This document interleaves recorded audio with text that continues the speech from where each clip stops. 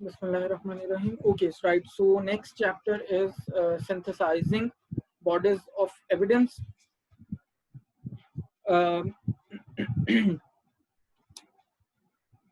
सबसे पहले तो हमें देखना है कि कौन कौन सी ऐसी रीजंस हैं जिनकी बेसिस पे हम लिटरेचर को synthesise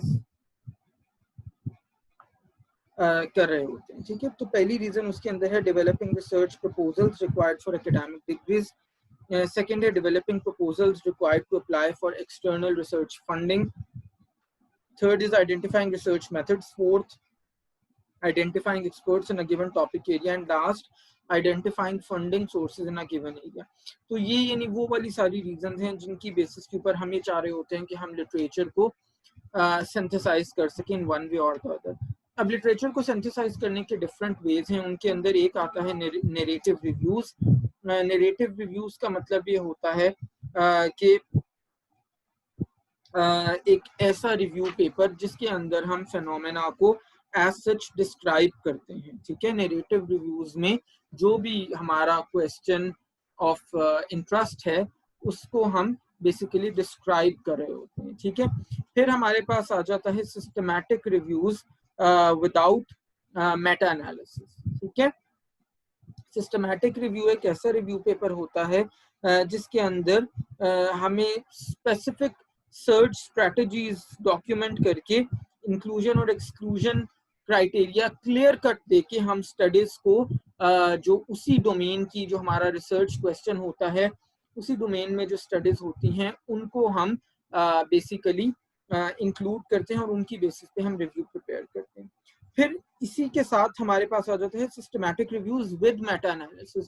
systematic reviews with Meta analysis के अंदर ये होता है, मेटा एनालिसिस का मतलब होता है एनालिसिस ऑफ द एनालिसिस। तो systematic review with Meta analysis का मतलब है कि एक तो हमने ये किया कि हमने डिफरेंट जो स्टडीज को नैरो डाउन किया अपने रिव्यू प्रिपेयर करने के लिए, उनका इंक्लूजन एक्सक्लूजन क्राइटेरिया बहुत स्पेसिफिकली उसको हमने डिफाइन किया और अपनी सर्च स्ट्रैटेजीज को बहुत स्पेसिफिकली डिफाइन किया। उसके साथ साथ अब जितना एनालिसिस उन अपने इंडिविजुअल रिसर्च पेपर्स में हुआ है उस एनालिसिस का फर्दर हम एनालिसिस करेंगे with the help of appropriate statistical techniques और फिर उसकी बेसिस के ऊपर हम बेसिकली करेंगे सिस्टमैटिक रिव्यू।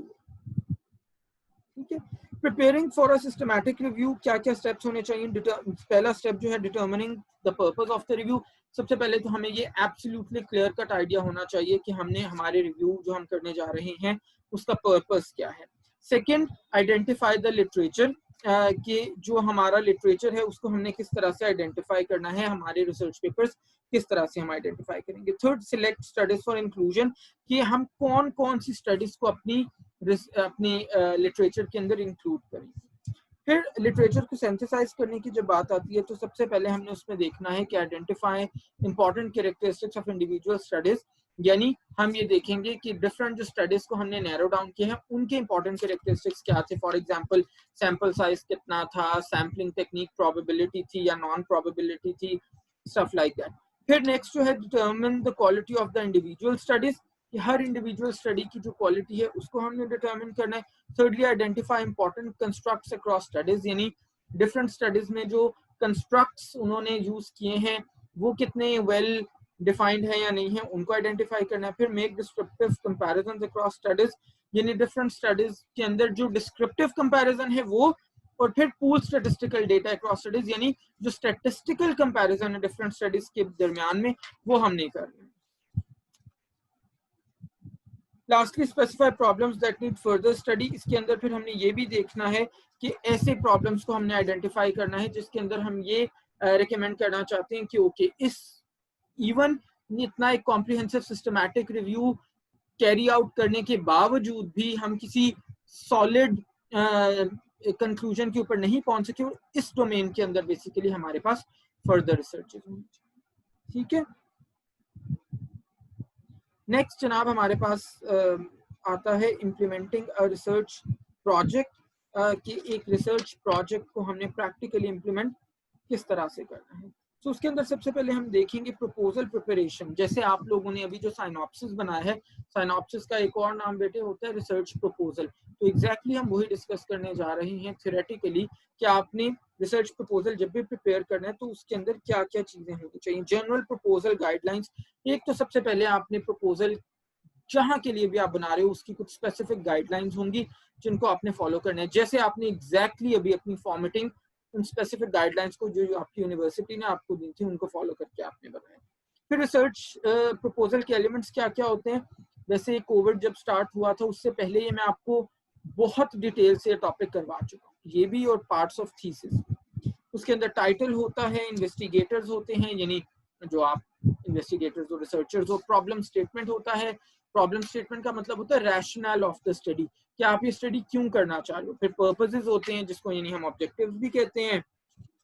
फिर जनाब मेथड्स होते हैं कि आप ये स्टडी कैसे करोगे। मेथड्स में वो पूरी detail, study site, study population, data collection, data analysis, ethical considerations, blah blah blah. फिर डिसेमिनेशन होता है कि आप किस तरह से अपनी फाइंडिंग्स को डिसेमिनेट करोगे, लोगों तक पहुंचाओगे। बजट होता है कि आप जो स्टडी करना चाह रहे हो क्या आपके पास उसके लिए बजट है, फाइनेंसेस हैं, कैसे आप उसको जस्टिफाई करोगे। वर्क प्लान होता है कि आप किस टाइम पे क्या करोगे, फर्स्ट वीक में क्या करोगे, सेकंड वीक में क्या करोगे, थर्ड टू एट्थ वीक में क्या करोगे, नाइन्थ वीक में क्या करोगे, 10th 12th वीक में क्या करोगे। तो ये सारी चीजें। ये बॉक्स 27.1 में components of a research proposal दिया हुआ है, इसको आप यहाँ से भी पढ़ सकते हो और ऑलरेडी क्योंकि मैं आपको बहुत डिटेल से करवा चुका हूँ कोरोना से पहले, तो वहां से भी आप नोट से भी पढ़ सकते हो। ह्यूमन पार्टिसिपेंट्स प्रोटेक्शन के लिए we always have to take the consent of the study from institutional review boards. अगर आपको पता हो, इसमें हेलसिंकी डिक्लेरेशन का भी मैंने आपको बताया था, इंस्टीट्यूशनल रिव्यू बोर्ड्स का भी रोल आपको बता चुका हूँ। इन्फॉर्म्ड कॉन्सेंट और आइडियली इन्फॉर्म्ड कॉन्सेंट हमेशा रिटन फॉर्म में होती है, या खुद स्टडी पार्टिसिपेंट से, या अगर स्टडी पार्टिसिपेंट लेट से कोई पेशेंट है उसकी कंडीशन ऐसी नहीं है तो उसके नियर वन से, उसके फैमिली मेंबर से। फिर हमारे पास पेज नंबर 378 पे आता है elements of a consent form. कि जब भी आपने कोई कॉन्सेंट फॉर्म डिवाइस करना है उसके क्या क्या एलिमेंट्स होने चाहिए। ये 379 पेज पे एक उसका आपको एक सैंपल भी दिया हुआ है। उसके अंदर एक स्टडी स्टेटमेंट होनी चाहिए जिसके अंदर आपने ये बताना है कि स्टडी के ऑब्जेक्टिव्स क्या हैं, पार्टिसिपेंट सिलेक्शन आप कैसे कर रहे हो, पोटेंशियल रिस्क क्या हो सकते हैं, पोटेंशियल बेनिफिट्स क्या हो सकते हैं, ऑल्टरनेटिव ट्रीटमेंट्स अगर अवेलेबल हैं तो वो क्या हो सकती हैं, name of person to contact in case of emergency देना है। फिर आपने ये जरूर लिखना है कि पार्टिसिपेंट किसी भी वक्त स्टडी से विड्रॉ कर सकते हैं। फिर आपने उसके सिग्नेचर के लिए जगह छोड़नी है, अपने सिग्नेचर करने हैं, उसका पूरा नाम लेना है, उसकी इंस्टीट्यूशन एफिलिएशन लेनी है, ये सारी चीजें आपने। इसी तरह से फिर फंडिंग आती है, फंडिंग में बजट है, बजट आप कैसे कंट्रोल करोगे, कैसे उस आपके रिसर्च ऑब्जेक्टिव्स के साथ वो जाएगा। इंस्टीट्यूशन से अगर आप किससे फंडिंग ले रहे हो, जैसे एचईसी देता है या पाकिस्तान साइंस फाउंडेशन पीएसएफ देता है, वो आपने मेंशन करना है। किसी फाउंडेशन से फंडिंग ले रहे हो, जैसे बहुत से डिफरेंट एनजीओ, लेट से अगर एक एनजीओ सैनिटेशन और हाइजीन पे काम कर रही है और आपका रिसर्च प्रपोजल भी सैनिटेशन और हाइजीन पे है, तो आप उनको लिख सकते हो। अगर आपका प्रपोजल उनको अच्छा लगता है, जिससे उनको लगता है कि जेन्युइनली कोई फायदा होगा, तो वो आपको फंड करने के लिए तैयार हो सकती हैं। समटाइम्स गवर्नमेंट खुद से फंड दे रही होती है आपको कि इस फील्ड में जो भी रिसर्च करना चाह रहे हैं उनके लिए हम फंडिंग देंगे। ऑब्टेनिंग पार्टिसिपेंट्स को अगर इन पेशेंट हम देखें तो इन पेशेंट सेटिंग्स के अंदर आपने फिजिशियन से जरूर डिस्कशन करनी है पार्टिसिपेंट को अपनी स्टडी में रिक्रूट करने से पहले कि वो उसकी कंडीशन इस काबिल है कि वो आपकी स्टडी में पार्टिसिपेट कर सकते हैं नहीं। और फिर ऑब्वियसली पेशेंट की जो अपनी इन्फॉर्म्ड रिटन कॉन्सेंट है वो तो वो देगा ही। आउट पेशेंट सेटिंग्स में नॉर्मली रिक्रूटमेंट आसान है क्योंकि उसमें जाहिर है आपने पेशेंट से ही डायरेक्टली, आउट पेशेंट का मतलब है कि डेफिनेटली वो पेशेंट को इतना सीरियस नहीं है कि वो हॉस्पिटलाइज्ड हो, तो उसके अंदर रिलेटिवली सिंपलर है आपकी कॉन्सेंट लेना। फिर डेटा कलेक्शन करते हुए आपने डेटा कलेक्शन प्रोसीजर्स को अच्छे से मेंशन करना है। सेफ गार्डिंग डेटा मैं ऑलरेडी बता चुका हूँ कि आप किसी भी लेवल पे नाम को, आइडेंटिफिकेशन को रिवील नहीं करते, कोडिंग यूज करते हो, डेटा को लीक आउट नहीं करते, किसी के साथ शेयर नहीं करते।